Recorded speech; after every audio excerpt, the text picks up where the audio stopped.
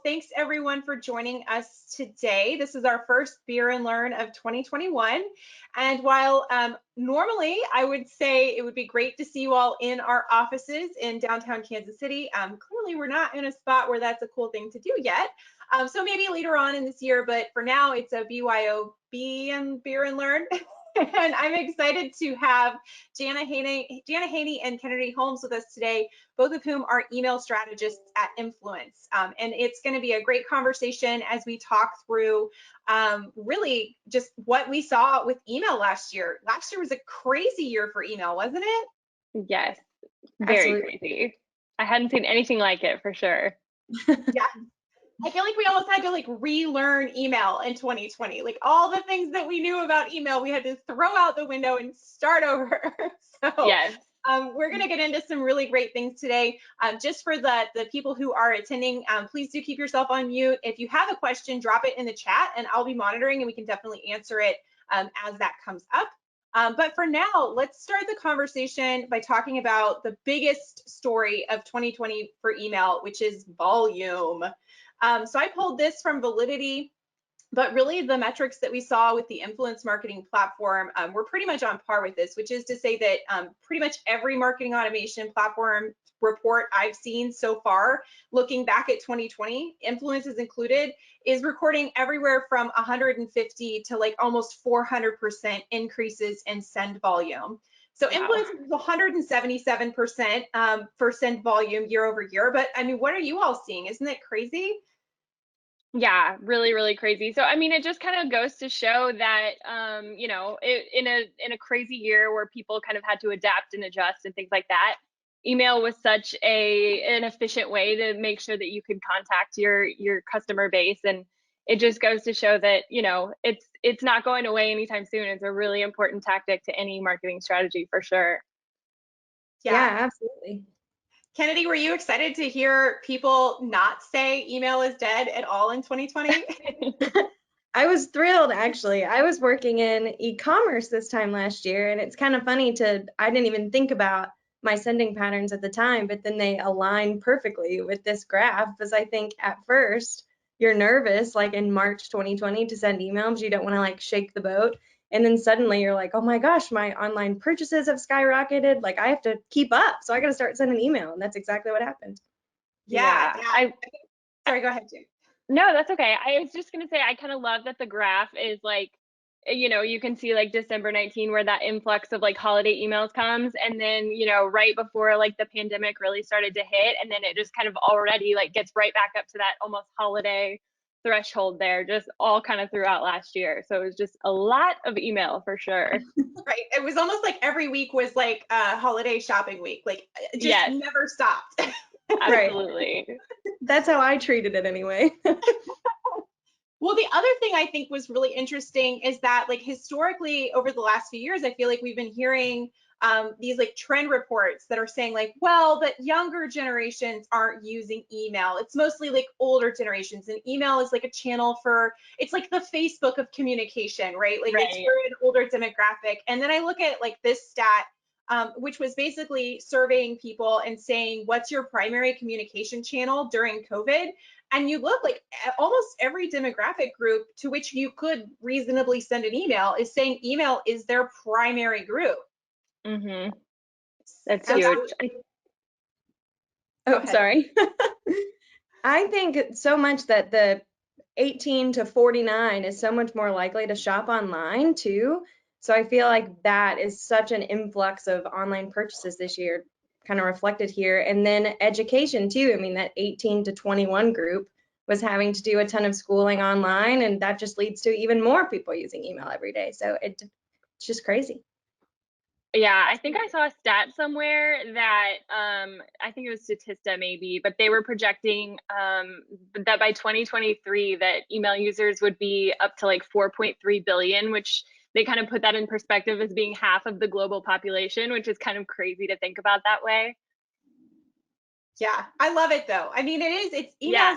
I like to call it old reliable, right? I mean, Yes. it's your only like really owned space, right? Like you can't really know who's engaging with your social ads beyond just their demographics or their firmographics, but like with email, like you know who these people are. And you know, to me, it also kind of lets me control like who does and doesn't get into my inbox. So it's like your Right. curated space. Yeah. Well, so the other thing I think that's really interesting is that traditionally we're all email geeks, the three of us, and like when we talk to people about like what is good email, there's like three things that we tend to say. And I would say like up until the beginning of 2020, there were like three things that we always coached people on with email, right? There was like number one, have an offer. That's like the number one reason why people will subscribe to your emails is because you've got an offer of some kind. And like guilty, like I'll totally sign up for your emails for the 15% off welcome email. Like I'll do it Yes. all day long. The second one is that they're looking for some kind of industry specific knowledge, right? Like they want you to teach them something about like whatever it is, very specific niche you serve. And then the third is like they're looking for product updates. Like what do you have now that like they need to know about? What are some of the features? Like this great example here from Google, which is just like a really helpful email that says like, hey, don't forget to update your holiday hours so that people know that you're gonna, you know, have different hours during the holiday season. But I feel like we started to see some big changes in email and like how people were using it, like just fundamentally how people were adding value to the inbox in 2020. Starting with this idea that like email could be helpful. So we've got a few examples here that I really like, whether it's like making it easy for somebody to leave you a quick review just by clicking on the star review you want in this first example, to like maybe just eliminating the need to click through to the website altogether. And if you have some kind of offer, just like give it to them in the email. Yeah. All the way into like making email like an interactive experience. I mean, have you I seen helpful examples too? Yeah, I love this. And I think kind of with the rise in kind of that AMP technology in email, I think we're going to be seeing a lot more of this kind of in the future, and just kind of almost creating and treating email like it's an app, and just being able to let your customers kind of check out within an email or fill out a survey or things like that. And I think we're going to be seeing a lot more of that in the future, and it just makes the experience so much smoother. And I think there's a lot of really exciting things ahead for sure. Right. I also think that our attention spans are just shrinking by the year. And so it's almost like if you can take out that step of having to click through an email to a website, I mean, you're going to increase your conversions in the end if people are able to interact with your email and make a purchase or give a review, or even, as seen in this example, like get what they're looking for from you in the email. I think it just really streamlines the entire process. Yeah, and it's really cool. I love that idea that like email is almost like an app, right? It's like that's a Yes. great way to look at it. But I love seeing emails in my inbox that are doing more than just like being a single image header with like a centered call to action button. I love it when like something new comes in. I'm like, oh, what's this? Yeah. So the other thing that we saw email shift to, and this was especially true at the beginning of the pandemic, is like email just being a support tool. And I think that like to me, and I want to hear your thoughts on this too, this was a signal that like marketers were really starting to think about email as like a relationship channel and as like an Yeah. owned community. And like you want to support your community. So yeah, tell me what you think about some of these examples. I completely agree, and I think this part's really important to me, just kind of on a personal level too, because as email marketers, we get so wrapped up in achieving business goals and getting subscribers and conversions and things like that. But it's also kind of important too to remember that there's a human being on the other end of that, and so really seeing an influx of these supportive community-based emails, I thought was just something really nice to see. I think there was, on the other side of that, there was always kind of, the unprecedented times and things like that people could kind of see through a little bit at the beginning. But it definitely seemed like it was a really good community just built all together. So it was a really good use of that. Yeah, absolutely. And I definitely joined a lot more newsletter type emails in 2020 than anything else, just because, I mean, I feel like we were all missing our community a little bit, and it was just nice to create one for yourself through an email. So it was great. Yeah. I loved seeing the pivots. Like the pivots were so interesting to me. Like I had shared earlier, this middle one, the Chuck E. Cheese one. So my kids actually had a birthday party at Chuck E. Cheese scheduled for like the end of March last year, which obviously fell apart in Right. catastrophic fashion. And I loved that like Chuck E. Cheese was like quick enough to pull together a pivot that was like, hey parents, we know your kids are probably screaming and crying because mine definitely were upset. But like it's okay because we have like a take-home packet. You can celebrate at home, and it's almost like you have an animatronic scary mouse, but you know maybe not quite. So I Yeah. love that they had that pivot in place. Yeah, I think I was kind of the same way with I see your Map My Run email there, and I had a there was a Nike campaign I think that came out that was just encouraging kind of at home workouts and giving them access to the app and coaches through the app and things like that. That was just like you said, just a really good pivot from everyday life was kind of, you know, turned over on its head. And so really seeing those companies kind of come through with other ideas that could be supportive of their consumers was really good to see. Yeah, it was definitely cool. And the other thing I feel like as the year progressed that we started to see, and this one is wading into a little bit of controversy, is we started seeing brands leveraging email to communicate a stance. Mm-hmm. So I pulled a couple of examples. This is like just a small fraction of the ones that I know the three of us all saw in our inbox in the last year. But like everything from like Patagonia, sending out emails that are talking about like environmental justice as a racial justice issue, which I think is super interesting because it does align with like their brand and it aligns with like the community that they've built, all the way to like the Bitter Southerner and so many other brands communicating Black Lives Matter messages. And then Jana, this one that you sent me like blew my mind, that Expensify was Yeah. like leaning into a protect democracy vote for Joe Biden. Like talk to me a little bit about that one that you got.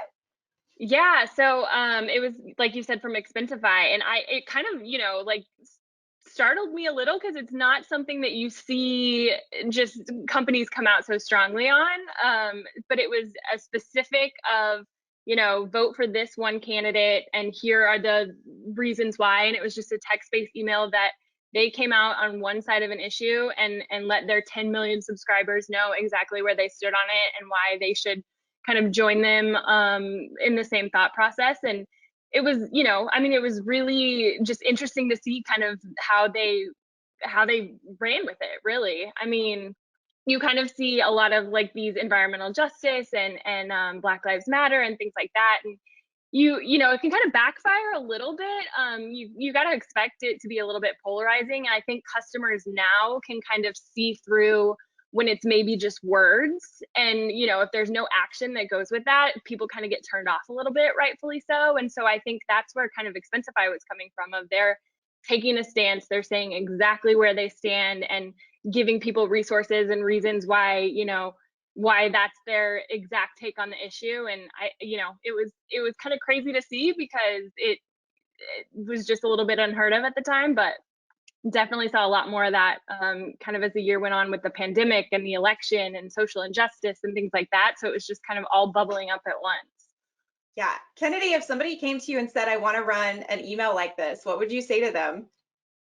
Well, I feel like as a consumer, I'm like all for it. Like I love seeing brands that I like shop at and align with. Like I love seeing them like care about humanity and like make these statements. But as a marketer, you almost do have to step back and think like, okay, what are what are the repercussions of this? Like what's going to happen? What are the consumers going to react, etc. I mean, you could send a message that you feel really strongly about as a person that would necessarily not align with the person receiving the email, and they could complain or they could unsubscribe, on and on. And I think if you are going to take a stance that could be polarizing, you have to be ready to accept those kind of, I mean, the impact. It could go really, really great, or it could go not so great. I mean, either one.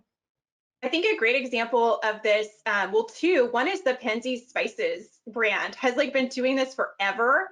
And I saw Jen Capstraw from Win of Email gave a presentation with us a few months ago where she was talking about like the insane increase in revenue that he sees when he sends out an email. So like, I Mm-hmm. think when I think about him, and when I think about like Patagonia, like part of it, I think is like, is that already a part of your community? Like, is the message that you're sending already Absolutely. some sort of like brand identity? You know, like I don't necessarily just buy Patagonia because I like the down jacket, right? Like there's something about like wearing Patagonia that says not only is this comfortable, but like it stands for something, right? And I feel Mhm. like there are a lot of Right. brands that are kind of like moving in that direction. Yeah, I think it is like a branding decision. Like if you are going to, it's almost like if you're going to take a stand on something, then that needs to be a part of your brand forever. Like you have to stick with it and like be prepared exactly. to take that step. Yeah, definitely. It can't be words, but it was definitely interesting to see. I personally had never seen so many brands take a stance like I saw in 2020. So that was a Yes, big shift. And I think it's going to be interesting to see how much more cause marketing we'll see. Like this has kind of opened up the floodgates for cause marketing. definitely.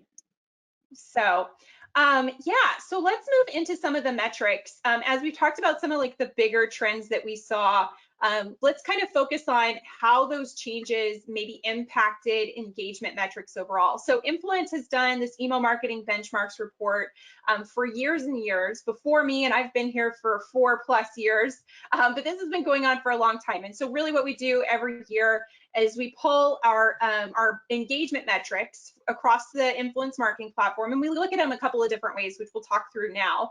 The first that we do is we pull our average metrics by industry, which is always really interesting to me. But like this year in particular, when I pulled this report, I felt like it was easy to see where some of the conversations at a broader level were happening with like how different industries were impacted by the pandemic. Hmm. Yeah, so tell me what you see here. When you take a look at this, like, does anything jump out at you in terms of engagement or lack of engagement? I Yeah, think I mean, for me, go oh, ahead, sorry, Megan, Jana. sorry. Go for The it. number one thing I noticed was the banking section. I feel like before the pandemic, I received like just random messages from my bank that were just like transaction related, but I started getting like a lot of informational messages from my bank, like if you're receiving a stimulus check, this is how you should expect it, or taxes are being pushed back this year. And I use a really small local bank, but it was just interesting that they were like, okay, we're going to send out some useful content this year. And they did. It was just great. Yeah, I love that. I love that. And we talked a little bit about education here too. Even at the beginning, like suddenly all the schools were like, well, I guess we better use email to tell parents and students what's happening because we don't really know either. Right. Yes. Yeah, I Yeah, think I got more definitely. emails from my school district in the last like year than like I've ever received before. Yeah. And one of my clients is an educational client, and it was kind of crazy to see, there was just so many shifts that they had to make as far as, letting their students know of online programs and of in-person things being canceled, and kind of shifting their thought process of getting things out manually, or I'm sorry, getting things out automated, and kind of being like, we need to stop here and get really important information out. So it kind of shifted from an automated campaign focus to manual, just because there was such important information to get out. And so the volume of their manual emails just really increased too, which was really interesting to see, because usually it's a little bit of the opposite. Yeah, yeah. And the other one I thought was interesting too, and we didn't talk too much about this in our meeting where we got together to chat through the metrics before, but that I was thinking about is with government, I think it's interesting that like the unique opens didn't really change, but the lack of engagement made me wonder, as government was sending out more informational kinds of messages about like, here's Right. what's up, I started to wonder, like, I wonder if those were predominantly going out without primary calls to action. They were just really text heavy, hard information given, and not really too much action to go from there. I wondered that too, and I was actually trying to go back and look at a couple examples. And from the ones that I got in my inbox, it was kind of the same way from the city, whether it was about financial assistance during the pandemic and things like that. And there was just maybe a paragraph of resources, and it wasn't really asking to click through to anything specific. So I think that's probably where some of those dips came into play. Yeah, that was super interesting. And then of course, transportation. I look at that and I'm like, oh yeah, we bought a lot of stuff online last year. So much. We had to Definitely. ship that stuff around. So it just surprised me to see them doing so well. Um, let's go into the breakdown of engagement. So one of the other things that we do is we like to look at click to open, which we often look at as like the key like guiding star for like how engaged someone is, right? So this kind of measures of the people who opened, how many of them clicked. So you got their attention with the subject line, they opened the email, like did they actually do the thing that you wanted them to do? And so I think that as we take a look here, do you see any surprises with audiences who were more engaged? Yeah, I think advertising and marketing is the most surprising because in the slide before, their open rates were a little bit lower, but their engagement was still really high. And I think that's primarily just because so many more virtual events were happening. And so Jana and I actually went to a virtual email event, and pretty much the entire event was like managed via email. Like you have to click through to your next session, all of the different like interactions you're having, and any like conversations with people who are also at the event happen via email. And so just so much more like you had to interact with the email to be able to interact with the event. Yeah, that's really interesting. And that's a great perspective too. And I think we'll see a little bit of that on the next slide. Before I jump to that, anything else that you saw here, Jana, that surprised you? I think just kind of not super surprising, but seeing kind of the retail and food and beverage and the more consumer based ones being a little bit higher, that was something we had always kind of seen. But just like Kennedy said, the advertising and marketing was kind of the big thing for me. Just really seeing how they saw that big drop in open rate, but their click rates were a lot stronger. And I think those virtual events definitely came into play. And so that's a great dovetail to the next slide, which is who saw changes in volume. So like, as you're thinking about some of these metrics, right, one of the things that I was curious about is like, okay, well, we know send volume was up a lot, but like, can we look at send volume by industry and see if there's a correlative there? And so as you're talking about the increase in like advertising and marketing and their engagement rates, being good, but their open rates going way down, they had a 349% increase in send volume last year over 2019. So crazy. That's a lot of email to open. It's a lot to keep up with. Right, Yes. yeah. So it does kind of make you think like, okay, I could see why their open rates fell. They probably sent a lot more than people expected them to send. So Exactly. The burnout was real, I'm sure. other industries that I thought had a really interesting, significant lift were insurance and then, of course, nonprofit. Which I think makes sense is not-for-profits kind of looked for ways to, kind of get around the fact that a lot of them have some kind of traditional fundraiser that they probably couldn't have in 2020. That's true. And I also wonder, I was thinking this before we hopped on. I feel like so many of us were trying to like give where we could. And so I definitely like started looking for different nonprofits that I could like donate to. And then you're on that nonprofit's email list. And so you start getting emails from them and they're giving updates on like where your donation went and on and on. And so I think it's just overall nonprofits really did great this year. Yeah.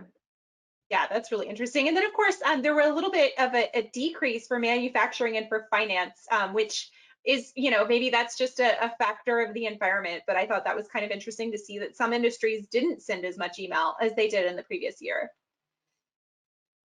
Well, let's get into the industries that are sending the most email. This is just a real quick slide. I always like to look at it kind of as a breakdown of percentage, right? Because sometimes I feel like how you see the visual kind of changes your opinion of it. But Yes. these are the industries that we saw sending the most email. Obviously, no surprise that retail is on there. We talked a little bit about advertising and marketing. But looking at things like nonprofit, I think definitely kind of, goes back to what we were saying is that they were desperate to get donations and get the message out there, and email was a great channel to do that. And then banking, Kennedy, I think that your points there were really solid as banks were like, oh, we should communicate some of these things that are happening, like stimulus checks or how you should handle taxes or all of that. Yeah, so let's move on to the next part here that I think is really interesting. There's a lot of stuff for us to talk about, and that is from, again, this validity report. One of the things that they had noticed is globally, mail volume and placement time throughout the day really shifted in the last year. And I actually heard someone ask earlier today, they said like, all of my stuff, I've always scheduled things in the morning. I've always scheduled things so that they'll like go out first thing in the morning when somebody's like sipping their coffee and like going through their inbox. But like this report from Validity says we should really be waiting until the afternoons. What are Yeah. you two seeing in terms of how client send times have been shifted through the last year?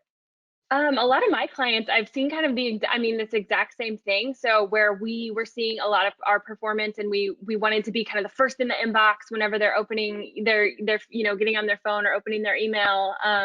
We wanted to send in the morning to kind of get at that peak time, and we had success with that. But this year, a few of my clients, we specifically ran time of day testing, and some of the ones that we had seen that success in the morning shifted to like the after lunch time was really big for us for a couple of clients. So like the 1:30 window, we saw a lot more increase in open rates during that time. So that was something that was a lot different. But I mean, as you know, an email marketer, this stuff just like I love it. I love testing it. I love geeking out over the numbers, that sort of thing. So any type of test we run, it was just super exciting to see the results and how this year just completely impacted everything that you thought you knew before.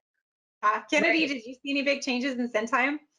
I did, and I feel like it's completely contingent on our schedules completely changing. Like when I look at this, I think, okay, so many people had their kids at home this year and were waking up and going straight into working and doing virtual school, and it may not have tapered off until the mid-afternoon, which is when they could sit down and open email. And so I definitely started pivoting towards more afternoon sending when I was working in e-commerce because it was just more successful. I mean, every single time. So, but I think it's interesting that now we're kind of tapering off and schools are starting to open slowly and people are starting to get back into the office slowly. I wonder if it's going to start shifting back to that 8 a.m. peak send time. Oh, that's really Yeah. interesting. So I got a question earlier today that I thought was really interesting, and it was, how do we feel about these overnight sends? So somebody had said to me, like, she felt like she was getting a lot, especially e-commerce and B2C brand type emails between like midnight and 6 a.m. What are your opinions on the overnight send? I've run that before from a retail client, and we had a lot of success. I mean, I think the idea there was you're kind of sending at an open time where not a lot of other people are. So it's always kind of interesting. I think it really depends on your audience and things like that. But that was kind of the idea behind where we set up that testing in my past. What do you think, And Kennedy? I personally, I like getting emails in the middle of the night because when I wake up in the morning, that's the first thing I do when I turn my alarm off. Because I'm like, oh, like look at all these emails. Maybe I'll buy a dress before 8 a.m. You know, like I just really enjoy it. So it's just interesting, and the next year will just be even more interesting on where this is going to go. Well, I admit that I sent out a reminder for this event to people who had not registered, and I did an accidental test. I was intending to set it up for 11:15 a.m. yesterday, and instead selected p.m. So good news is that the engagement rates were by and large the same. So who knows? That's so funny. Sometimes those accidental tests tell you more than you even intended. So maybe B2B should try the overnight send as well. So Yes. let's actually talk a little bit about 2020's impact on B2B email. I'm a B2B email marketer. That is my bread and butter. I've only done B2B. And I can think that like when you take a look at engagement rates, I think it was really interesting because I think it's going to be brand specific and who already had like a good hygiene around email in the first place.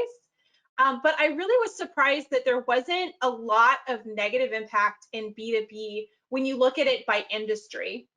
Now, I know we all know some horror stories, and I think like one of the things that really came out of this is the B2B marketing panic, where, and we talked a little bit about this before, a lot of B2B marketers just like literally went into the trash can to find every email address that had like ever touched their CRM system ever and Yeah. sent emails to them. And I think like as a B2B marketer myself, that's because a lot of the traditional places that we get sales qualified leads, like trade shows, networking events, kind of things like that were no longer available to us. So we kind of had to lean heavier on email than anything else. Is there anything that you saw in terms of like how you engaged with B2B email or anything from clients that surprised you about how they were using email this last year?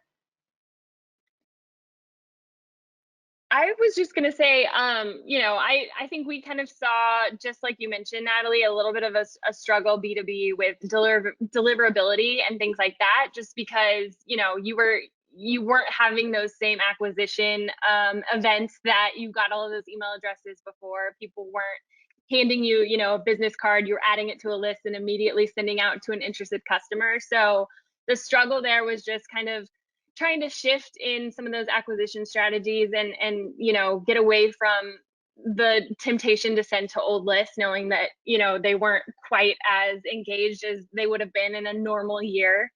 So it was a little bit of a struggle, but there were a lot of interesting shifts and pivots that a lot of the clients adapted to. Yeah, Right. And I feel like B2B deliverability is already difficult, and then you just make it even more difficult for yourself by like digging back into your list.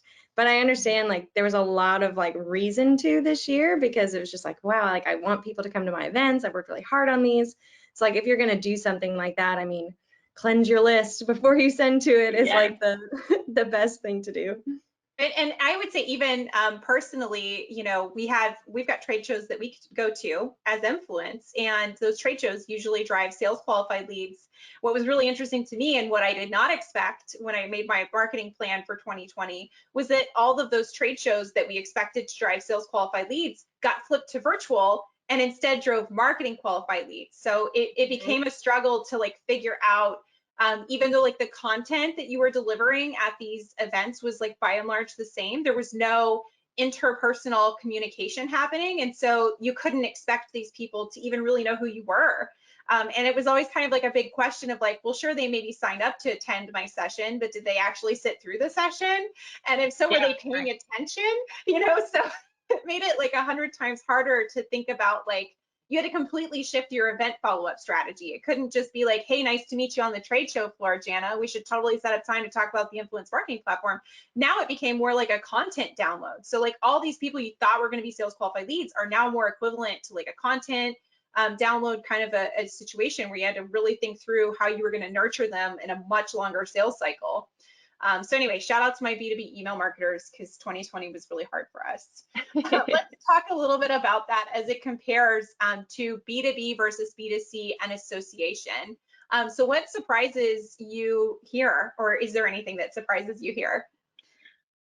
I mean, I think it's just kind of what we talked about before of seeing those dips in association and B2B, of just not having the luxury of those in-person events. And I think, you know, just like we mentioned before, it was kind of par for the course for the year, but, you know, something that wasn't entirely surprising given, you know, given how everything was just, like you said, shifted to all virtual.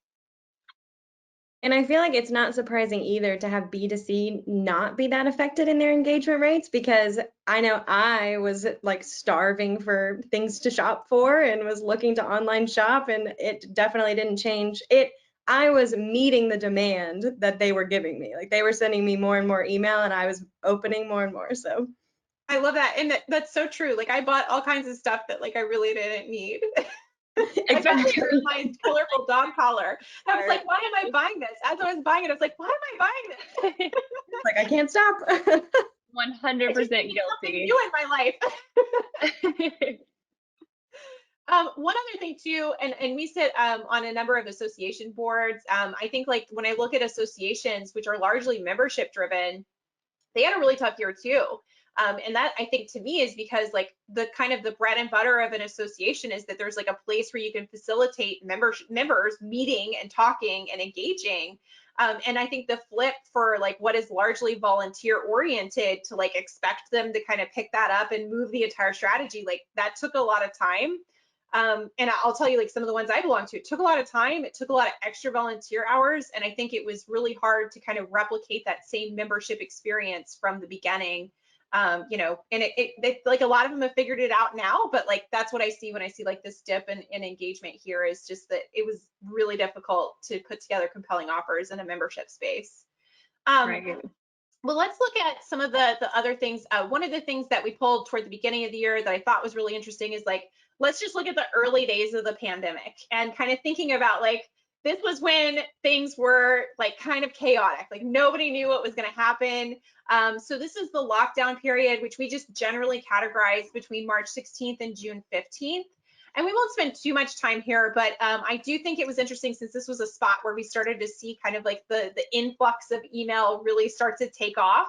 And to your Yeah. point, Kennedy, like the first couple weeks, people were like, I don't know if I should be sending email. And then all of a sudden somebody was like, yeah, we should send a ton of email. And then suddenly it was just like through the roof. So what are you looking at here, and what are you seeing in terms of these metrics during that period? How does that match what you experienced? I feel like exactly what you said, Natalie, of just so many parents being like, what is going on? Where am I supposed to take my child? My sister's still in high school. And my mom was just getting inundated with email after email of what's going to happen? Where's Catherine going to be? And just on and on. So education having such a high open rate, I mean, absolutely matches, because people were just starving for information on their kids and where they're going to go. I'm surprised it's Yeah. not 100%. Like, I'm honestly like, Right. every email that my school sent me in like the month of March, I was opening it. I was like, what is happening? Yes. Kind of on the other side of that too, you see where you know, entertainment and hospitality, their unsubscribes, that was an increase in, is that what that's saying? Yeah. So it looks green, but like basically it's saying like more people were unsubscribing from those emails than they have in the past. Exactly. So, you know, that's kind of right during that peak time of where everything was shut down.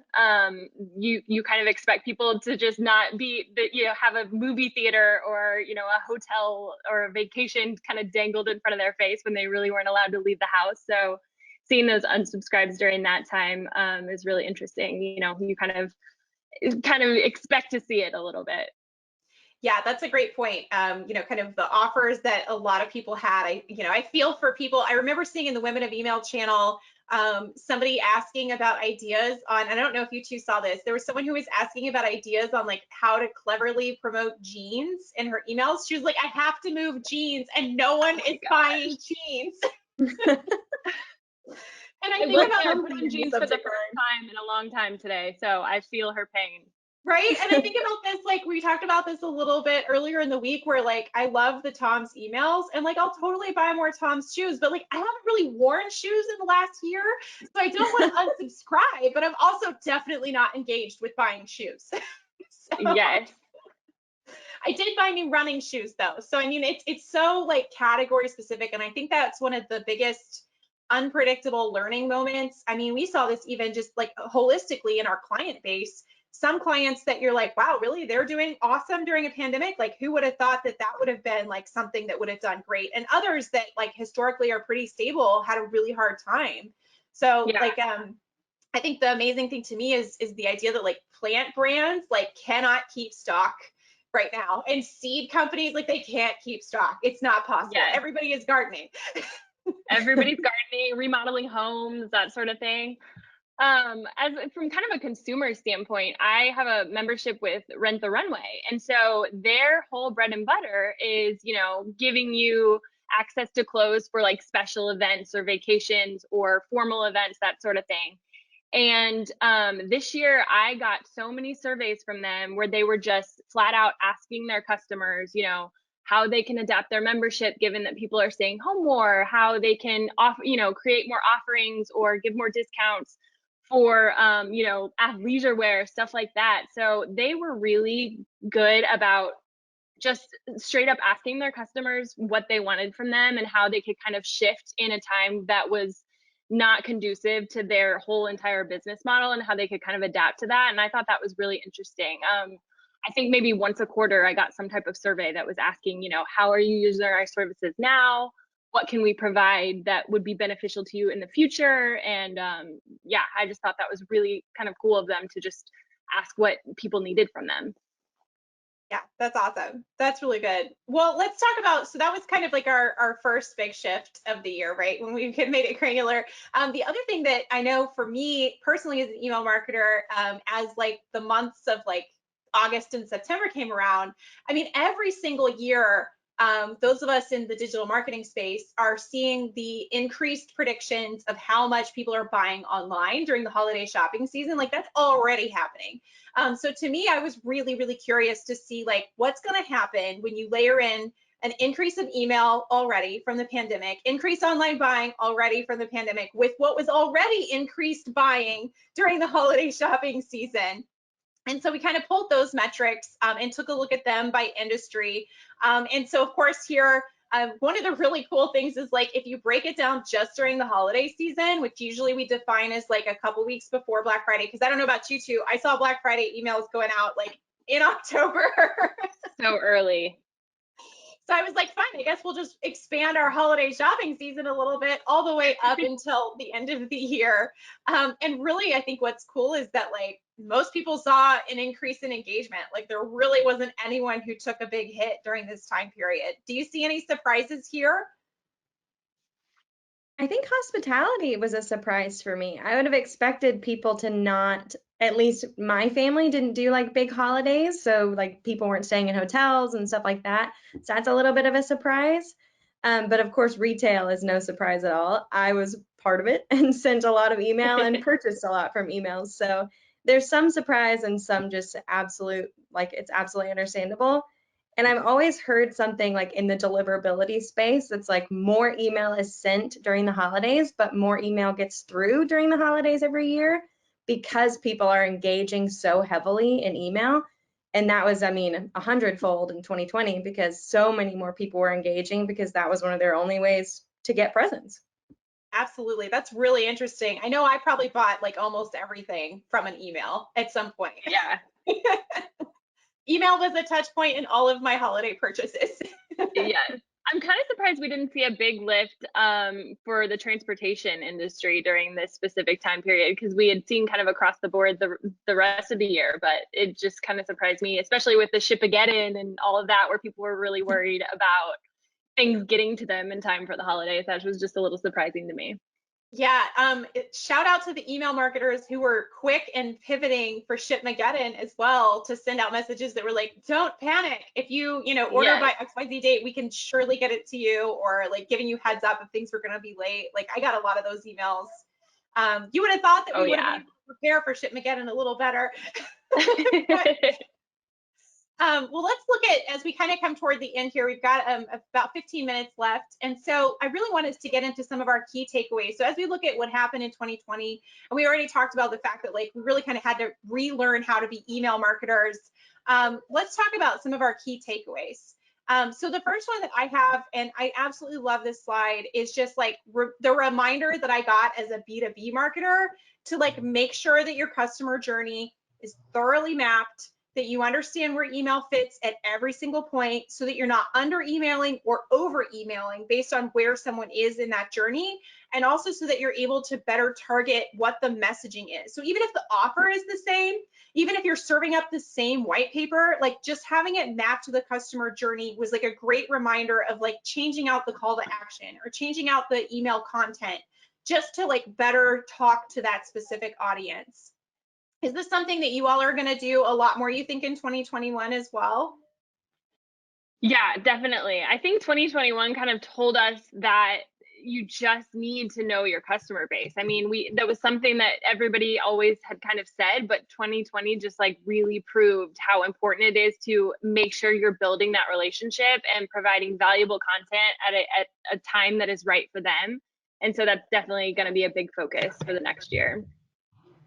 Yeah, Yeah, absolutely. absolutely. I think it's just more important than ever to be like people's expectations for marketers are so much higher now. Like they want you to give them exactly what they're looking for at the exact right time. So just making sure that everything's aligned, especially in a crazy year when things are constantly changing, just keeping an eye on everything. Yeah, definitely, definitely. The other thing I think is going to be really interesting, and we're already starting to see, so I pulled this from our benchmarks report, is transactional email is on the rise, both in terms of people who are asking us for transactional email, but also just looking at like these engagement rates. Like what? Engagement rates for transactional are going through the roof in here. Yes. I think Yeah. so much of this is, I mean, how many times have I clicked on a shipping message over and over and over to check on my package because Shipageddon and all of that. I mean, we're just engaging so heavily with these messages because we're not doing in-person purchases as much anymore. Definitely. Definitely. And I think the other thing is we're starting to have conversations with people about like, well, this can also apply to your customer base. It doesn't have to just be like shipping notifications or e-commerce purchases, like transactional can be extended to like anyone that you're having a business conversation with. And so I think it's going to be really interesting to see even B2B marketers start to leverage transactional to communicate with their customers outside of the marketing opt-in channel, right? Like there's always this conversation of like, what do I do if my customer has unsubscribed from my marketing emails, but now I need to send them a communication about their product? Like, how am I supposed to do that? Well, good news, transactional emails are exactly designed for that thing. That's the way, yeah. I think the other interesting thing too, from the manual and email or manual and automated side of things, and I had kind of mentioned this before too, but just seeing that drop in open rates, and in you know, from my personal experience this year, we kind of saw where the set and forget rule, there needs to be a process that you are always checking on those, especially during a pandemic and things like that. You need to make sure that those campaigns that are running automated are going to be relevant and make sense even when things are completely different. So kind of seeing the drop in unique opens for those automated emails, that was something that just, it made sense for how the year went of, you know, things sometimes just didn't need to be sent, and people weren't interested in those automated campaigns because they weren't relevant anymore. Yeah, and I think that especially having run this report myself for the last 4 years, this is the first time I've ever seen automated emails drop in terms of engagement. Crazy. Yeah, usually they're your better performers because they're probably triggered based on somewhere on the journey, right? Like they're more targeted, they're more segmented, they're behavior based. And so to see those drop was like really surprising this year. Yeah, but yeah, the reasons for it makes so sense. weird. Definitely. Well, let's talk about the other thing I think that's a really big, like if 2020 kind of slapped you in the face, it was probably because you didn't have your data in order. So we've got a couple of examples here, and kind of like how you use your data is important too, right? Like the first is like, if there is going to be such an influx of email, like make sure you can do things that are above and beyond just batch and blasting a sale to everyone on your list. And I'm sure you two are seeing some things like that too. Yeah, definitely. I think, I feel like I saw a lot more oops emails this year than I had in the past, because things were just kind of going out that weren't, the company's intention, because of some of that data that they really didn't quite think about ahead of time. So it's definitely important to make sure that that data is in order. Right. And I got so many emails from companies that I hadn't received an email from in years. I mean, I was like, I didn't even know I was subscribed to these people. So people were obviously digging way back into their lists and sending to people who hadn't engaged in a while, just because email was so big this past year. And I think the other thing too that was really interesting, and like shout out to the Culinary Center of Kansas City because they did an awesome job of this, is like suddenly you saw even small brands were like, oh crap, we should have been asking people for email addresses, because like when they had to go promote their pivot, if they didn't have an email database, if they hadn't been asking for email addresses and no one had opted in, like they had no way to promote their pivot. So you flipped to curbside pickup. Well, if you don't have email addresses of the people who love your brand, like they're never gonna know. Now you've got to go pay for an ad on social media and hope that it goes in front of the people that you love and who love you. But like if you think about that proactively and are like actively encouraging people to subscribe to your emails, like you've got a plan in place. You've got like a fallback if something does happen and you need to pivot quickly. So they did an awesome job. They put together a pivot. They already had email addresses in place, and it was like, oh, this is great. This is awesome. So, and I heard these were so successful, they were like selling out like way early into their, like they would open up a fish fry and like gone, everything gone. So good for them. That's awesome. So the next I think is really interesting is like embracing digital first buying. I shared an example that I thought was done really well with Shields, where when they had, you could order online, standard e-commerce, but if you picked curbside pickup, you got a different transactional email that let you know when your order was ready and like who to call. And it just made the whole process so seamless. And I loved that they were, even though it's like their primary buying model is like you go to the store, I love that they were able to like spin this up so quickly. What do you think is ahead of us in terms of embracing digital first buying for 2021? I think we're definitely going to see more of this. I think not only the safety piece of it, especially when things kind of at the beginning of lockdown and things like that, like people people just wanted to get in and out, get what they needed. I think we're going to see a lot more of it because people now are realizing how smart and how convenient it is to just buy something directly and go pick it up and have somebody bring it out to you without even leaving your car. So I think this is something that, and I've kind of talked about this too, just in my personal life of like, if, I want to order food or, pick up something quick, I always tend to gravitate toward companies that have these types of strategies in place just because of the convenience of it. So I think this is something that kind of came out of the crazy year that is definitely going to stick around and be a benefit to everybody. I love the second part of the slide too, which is like, what impact have you seen on your e-commerce business given the spread of COVID-19? And it's like very clearly split between like up significantly and down significantly. Kennedy, I think we had talked a little bit about that yesterday. What did you want to add about that oddity? Yeah, so I was working in the outdoor industry before starting at Influence, and it was, we saw everything skyrocket because people were getting outside more and they were having to interact with the outdoors because they couldn't interact with each other. And so I was really surprised to see the flip side. It's almost like if your company didn't necessarily align with the changing times in this past year, then you may not have seen the lift that I saw. So it just forced you to be so much more creative and come up with different ways you could engage with your audience. Yeah, that's really interesting. Yeah, we talked a little bit about that too. Like the way it impacted various businesses was like so unpredictable compared with other events that we've had to navigate. I'm going to take us to the next one. And I know, Jana, you talked a little bit about this already, but like the importance of asking your customers for feedback. You shared with me this Rent the Runway survey. Do you want to talk a little bit about it?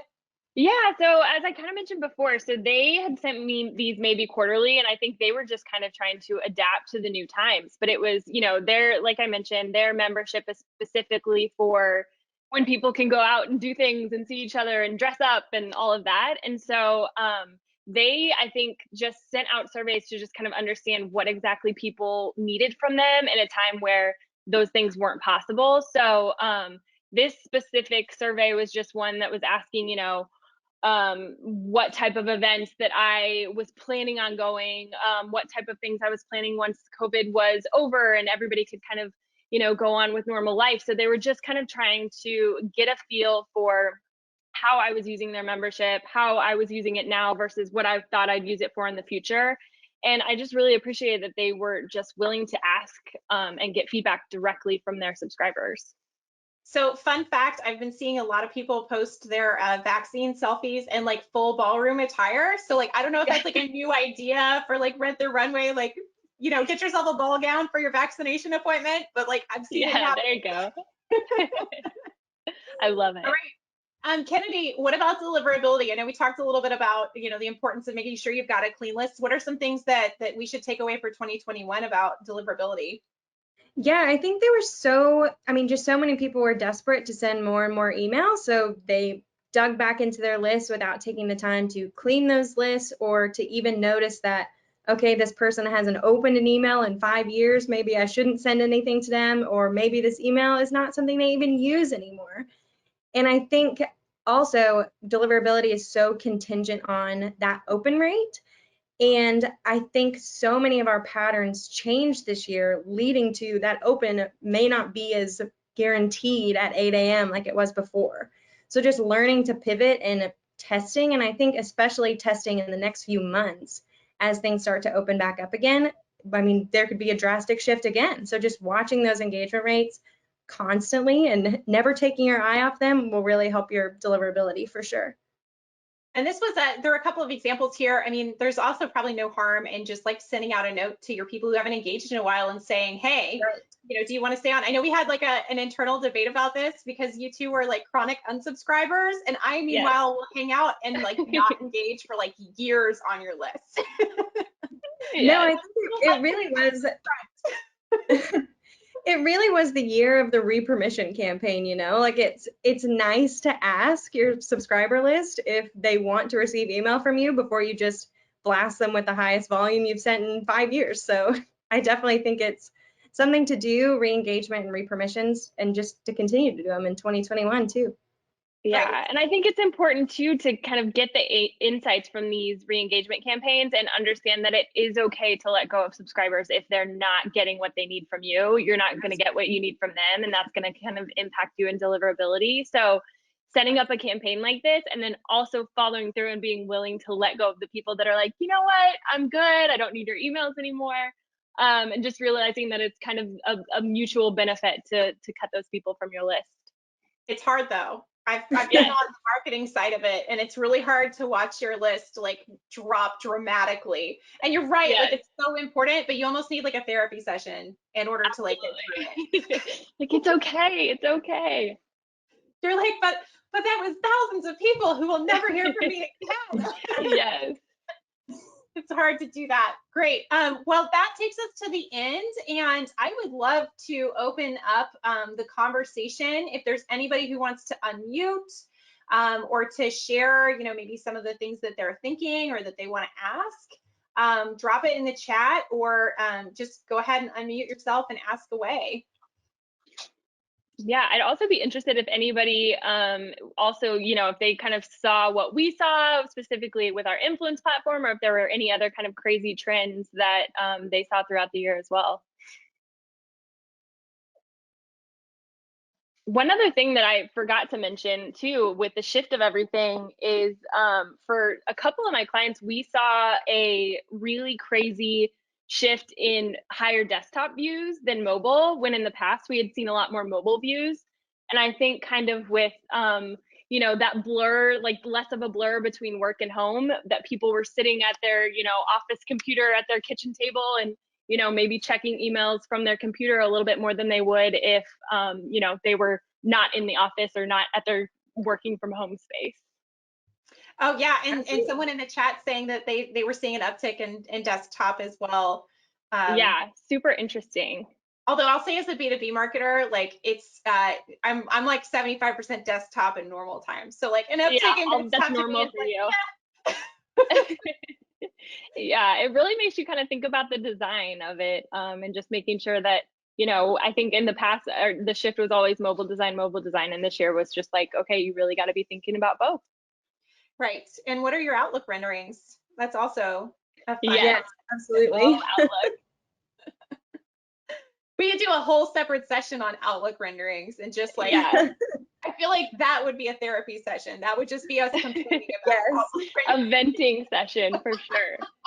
The ultimate thorn in my side is Outlook renderings. Always. Right? It would be fun. Okay, well, I see somebody's like, it would be fun to do that. It would be fun to do a Beer and Learn just on Outlook, like all the things you need to know, top to bottom, the loves, the hates. Great. Well, Yes. thank you. Thank you both. Oh yeah, someone's saying cringy spam messages went through the roof as well. And the tricky subject lines. I cannot stand a tricky subject line. Yeah. I do not like to be tricked. Like, I don't believe you that you somehow managed to get this forwarded inbound, like internal message into your marketing automation platform and then like magically send it to your entire database. Like, what? That doesn't happen. That's not the way it works. Right? Like, you can't accidentally send to all from your Outlook account. Like, it doesn't happen that way. Right. Well, thank you both. I really appreciate your time. This was a ton of fun. Yes, Thank this you was for so sharing. fun. Thank you. Thank Yeah, you. and thanks to everyone for joining. We will get the video recording. We'll get it all nice and rendered and uploaded into a watchable view. We'll send out the slides as well. And if you haven't already downloaded Influence's Benchmarks Report, we'll send you a link to do so. But take a look at it. Let us know if you have any questions, and happy emailing this year.